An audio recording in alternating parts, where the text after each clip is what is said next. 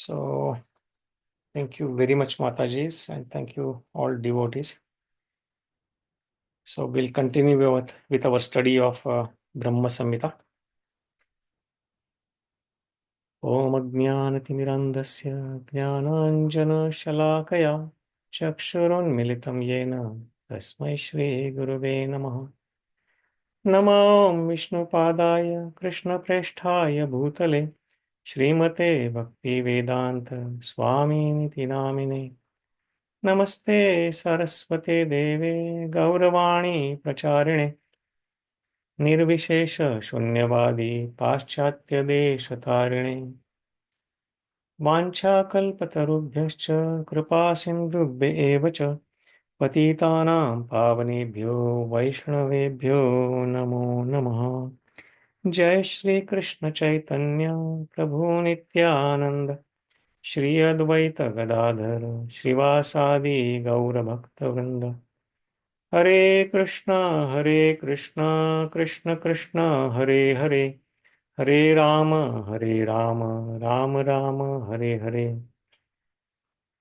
Mukam karoti vachalam, pangum langayate girim, yatkripatamaham vande Shri Gurum Dinatarinam, Paramanandam Madhavam.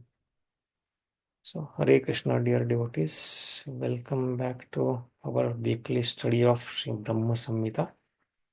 So, I'll start sharing my screen. And yeah.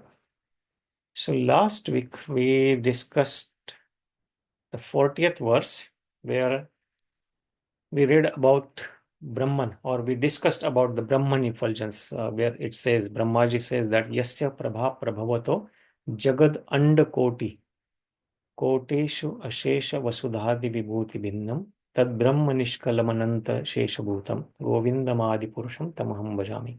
So he described about his prabha or Brahman or his effulgence, and how that effulgence not necessarily is only limited to our conception of light and heat energy of sun, but it is the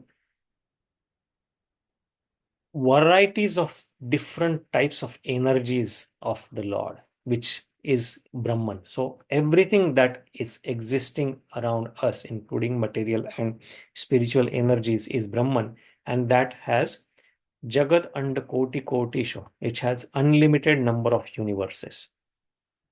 So in today's verse, what we are going to discuss about is his external potency that Lord glorifies about his māyā Shakti, or external potency of the Lord, in which there are again the multiple universes are covered, and the rules and regulations are given in the Vedic literature are the governing principles of this māyā Shakti, or the material universe.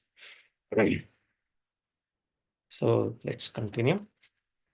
Māyā hi yasya jagad-aṇḍa-śatāni sūte traiguṇya-tad-viṣaya-veda-vitāyamānā sattvāvalambi-para-sattvaṁ viśuddha-sattvam govindam ādi-puruṣaṁ tam bhajāmi. So here, let's read the translation and we'll go back to the verse.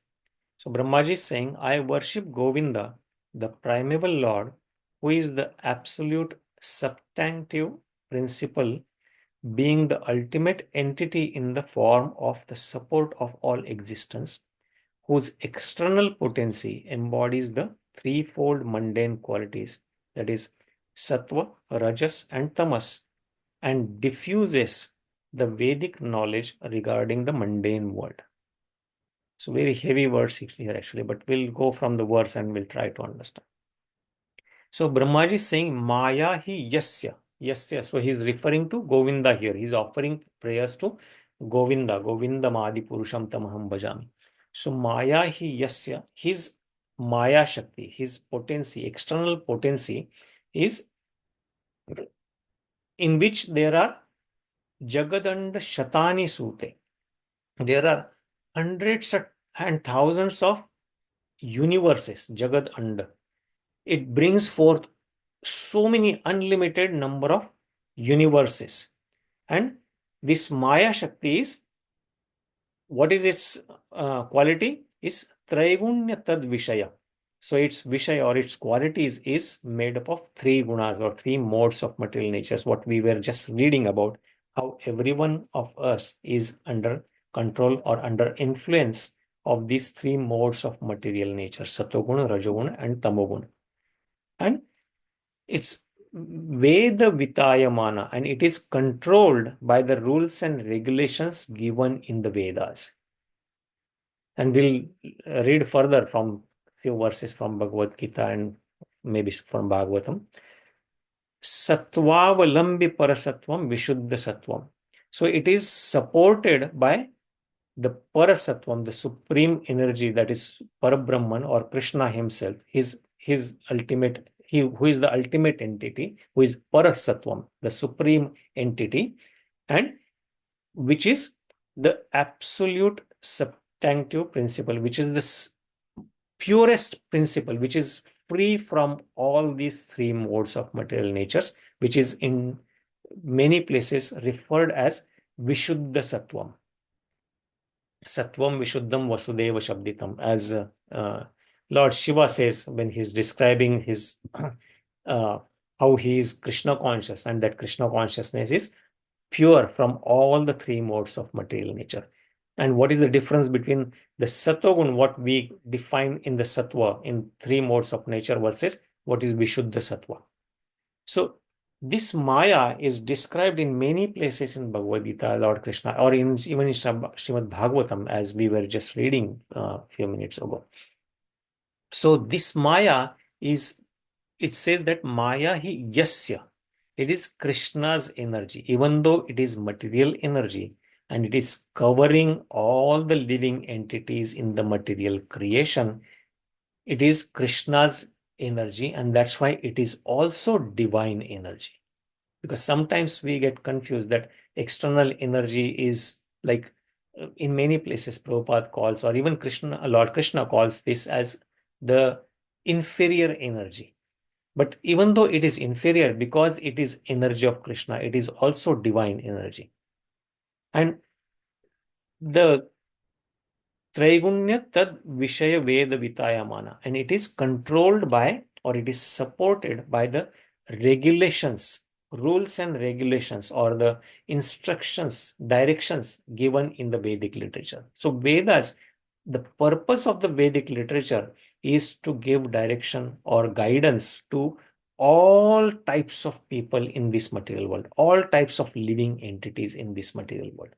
So it doesn't exclude anyone, because in some cases we hear from some religious scriptures that, oh, this rules and regulations are only for this type of sect or this type of person, and everybody else who is not following this will go to hell, or will not achieve the success.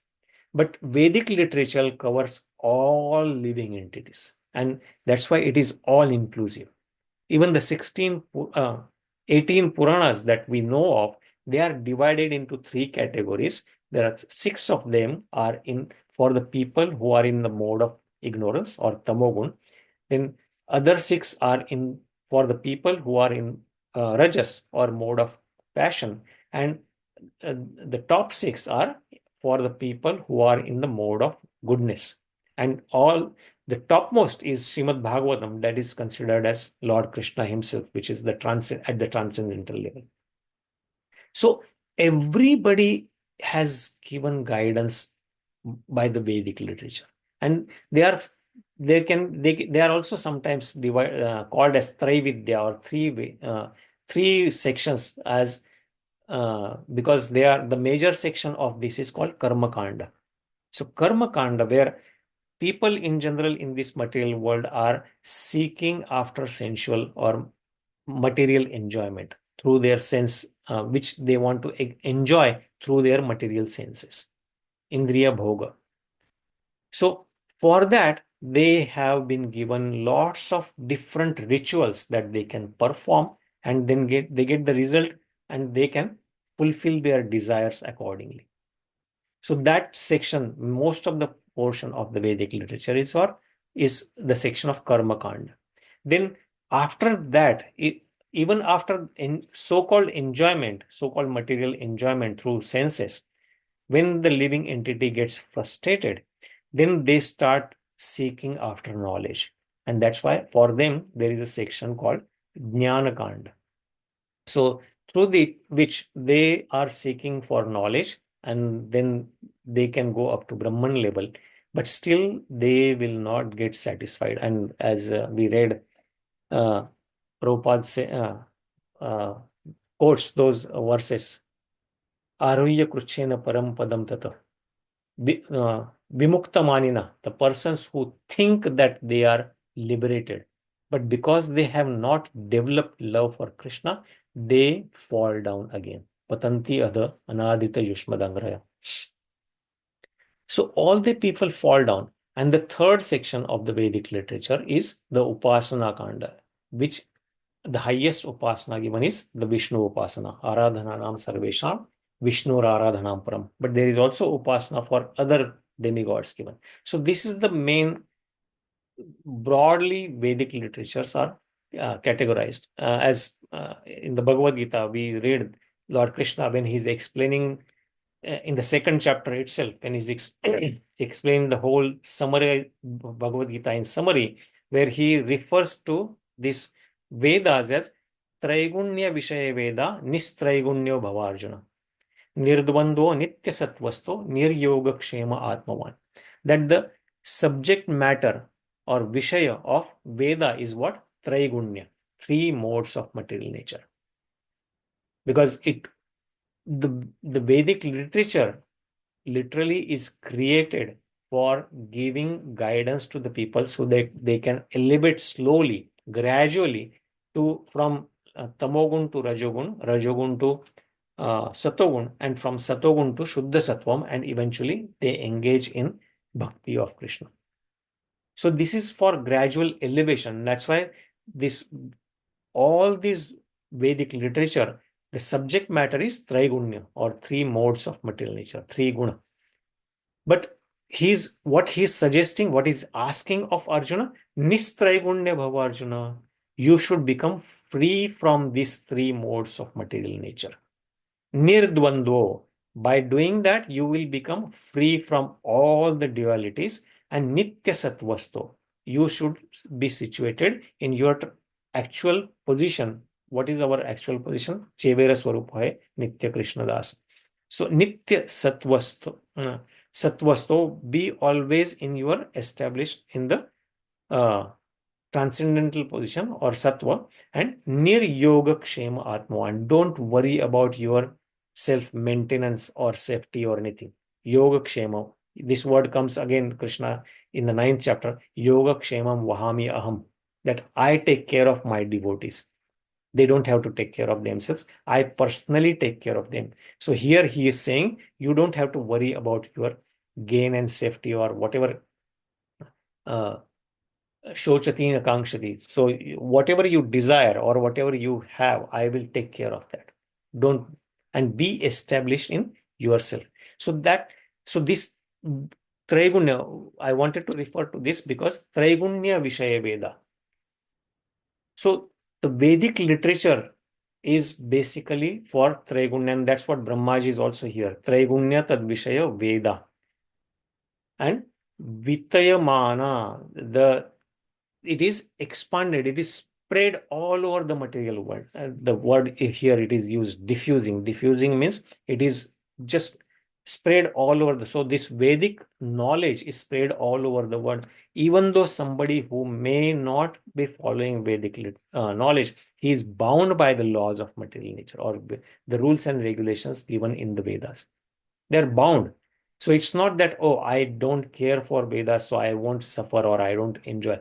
No, everybody is bound by this subject matter in the Vedic literature. And these rules and regulations apply to everyone, every single living entity, and particularly the human form of body.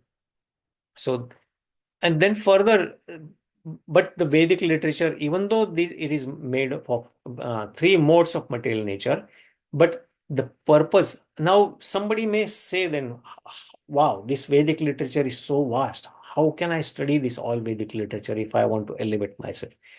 So in the next verse, actually, Krishna says, Yavanartha udapane sarvata samplutodake tavan sarveshu vedeshu brahmanasya vijanata. That if somebody knows the purpose behind the Vedic literature, then they don't have to study all the Vedic literature. Because by knowing the purpose and following that sole purpose in bringing that purpose in our life, then he is said to be known of all the Vedic literature. Brahmanasya vijanata. He says that all the purpose is served by the small whale can at once served by the great reservoir of water. So this example he gives in the old villages in India, I remember there are different whales for different purposes. One for drinking water, one for washing clothes, one for taking bath, and so on and so forth. But if there is a huge reservoir of water, all this can be done in one place. So all the purposes served by small whale can be served at once served by the great reservoir of water. Similarly, all the purposes of the Vedas can be served by one who knows the purpose behind the Vedas. What is the purpose? What is the intention of giving this Vedic literature knowledge? Why Krishna created this Vedic knowledge? Why he brought us forward in the form of Bhagavad Gita or Vedic literature by coming in as Vyasdeva, Krishna Dvayapana Vyasdeva, and he gave it to us even in the age of Kali Yuga. What is the purpose? And that purpose, Krishna says in the 15th chapter, Vedaischa sarvair ahameva vedyam. Vedanta krit veda videva cha aham. Vedaischa sarvair. The purpose of Vedas is what? To Vedaischa sarvair aham. To know me. To understand who is Krishna, what is our relationship with him, and what is our duty in that relationship. And one who knows this, one who knows that Krishna is the Supreme Personality of Godhead, and we are his amsha, we are his part and parcel, and in that relationship, our only duty is to offer loving devotional service unto him, then that person does not need to read all the Vedic literature, because the purpose is served, and then he can just read the literature like Bhagavad Gita, Srimad Bhagavatam, and he will relish those literature. So that literature is in the Vedic literature. So we are discussing this because the subject matter of Vedic literature is three modes of material nature. And this Maya, as Krishna says, it is also Daivi. It is also divine, even though it is external energy. So here he is referring Daivihi Esha Gunamayi. So this Gunamayi, Mama Maya. How is it? Duratteya. It is very, very difficult to cross over. But because it is divine and because it is Krishna's energy, external energy, Mama Maya, which is Gunamayi, made up of these three modes of material nature, it is very, very difficult for people to overcome. Duratteya. But one who surrenders to him, Mameva ye prapadyante mayametam tarantite, they can easily cross beyond this material nature. So here he is describing more about his material energy, which he calls as also Daivi or transcendental, even or divine, which is also divine. So that Maya is also divine.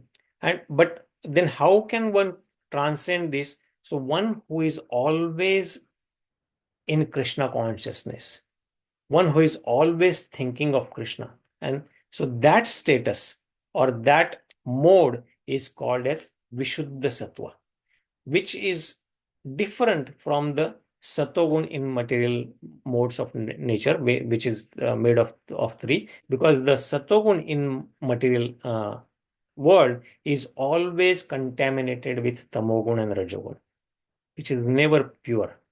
But pure viśuddha-sattvam is completely free from rajas and tamas.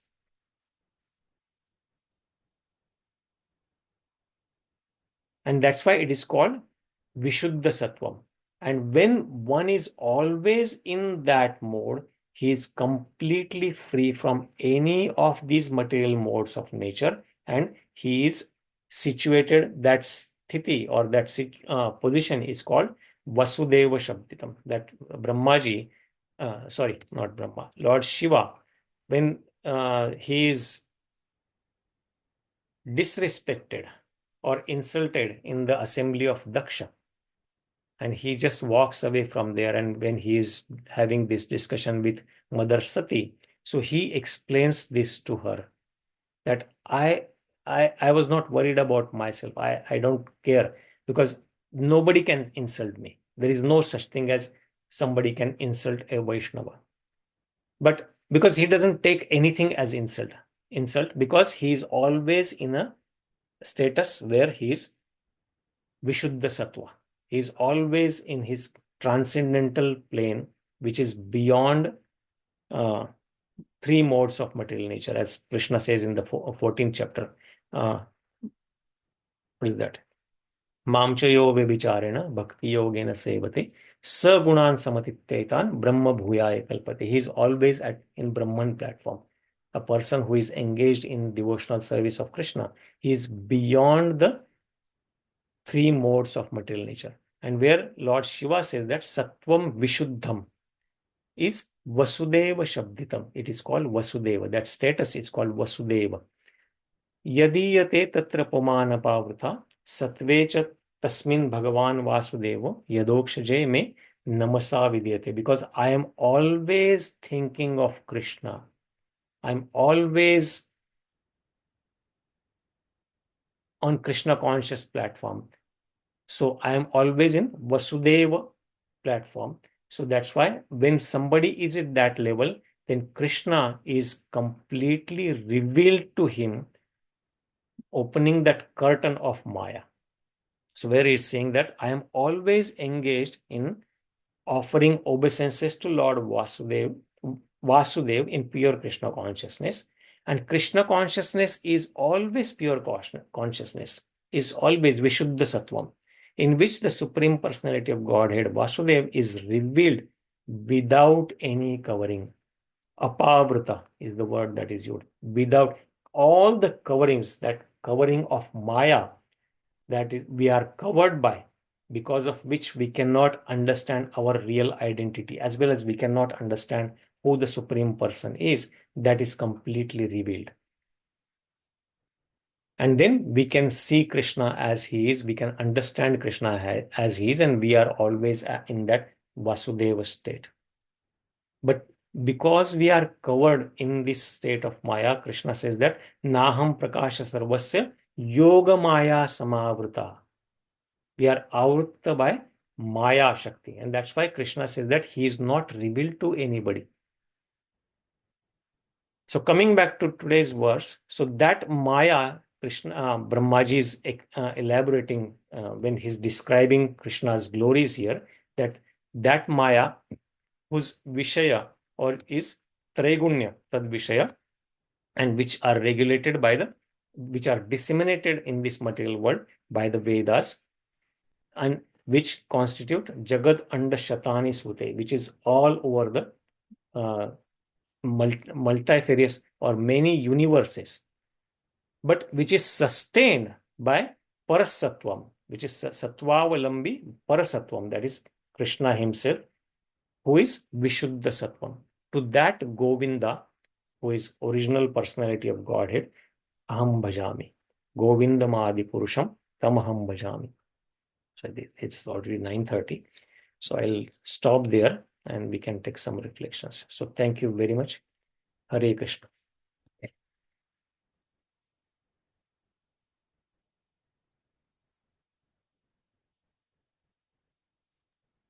Thank you so much, Prabhuji. Very nicely you explained the reason why we have to follow the Vedas and what is the real goal of learning the Vedas and who is the actual person that we should be.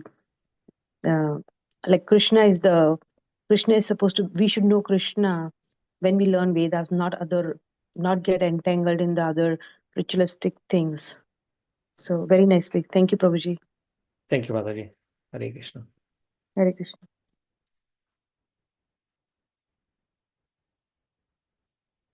Any other thoughts or reflections, Mataji's?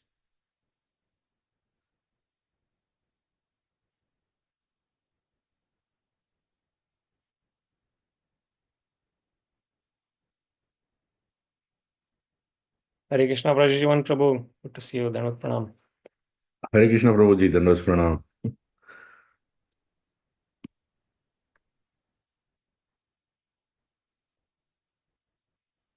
Any thoughts, dear devotees? Or we can stop here. I'll stop the recording then.